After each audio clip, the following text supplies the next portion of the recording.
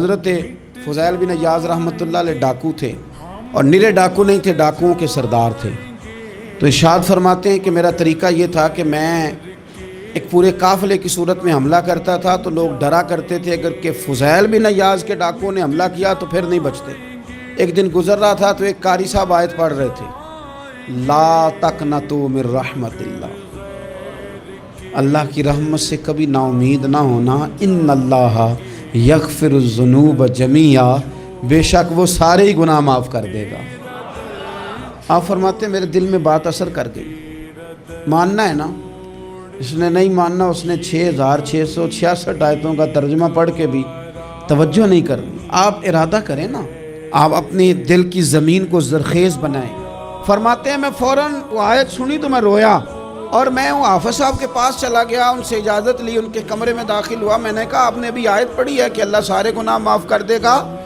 تو جس بندے نے کئی سال ڈاکے ڈالے ہوں، بیٹیاں روتی رہتی ہوں پر وہ مال لے کے آ گیا ہو، مائیں واسطے دیتی رہتی ہوں پر وہ لوٹ کے نکل آیا ہو، اب جی اگر وہ بندہ بھی سچے دل سے توبہ کرے تو اللہ معاف کر دیتا ہے۔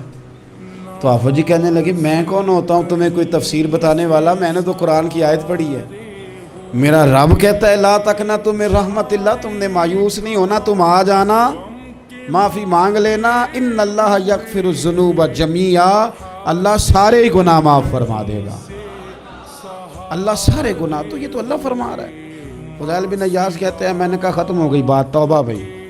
واپس آیا تو وہ میرے ساتھ جو تھے نا ان سے میں نے کہا سردار نیا تلاش کر لو بھائی۔